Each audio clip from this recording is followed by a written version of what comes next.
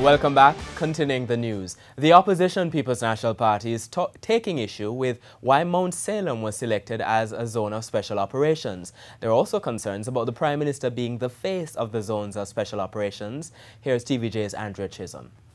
Opposition leader Dr. Peter Phillips says his party supports any reasonable crime-fighting measure, but he was concerned about comments from some residents in Mount Salem. What the people of Mount Salem are saying is that the area defined for the zone of special operations is not the area in which the violent crime occurred. So how would that go?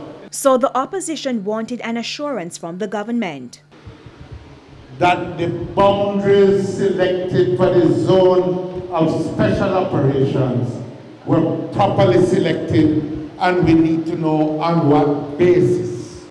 At a press conference on Friday, DCP Clifford Blake explained that there are 12 gangs influencing crime in Mount Salem and its environs, and murders have increased in the area.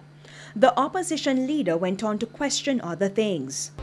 And I tell you one more thing we are insisting on, that who must take the lead in these matters, including the lead in explaining to the people, is not the political authorities, not the Prime Minister. It must be the security forces, because we don't trust the approach, the risk of politicizing crime fighting in the country. Dr. Phillips is also insisting that the rights and dignity of the Jamaican people be respected.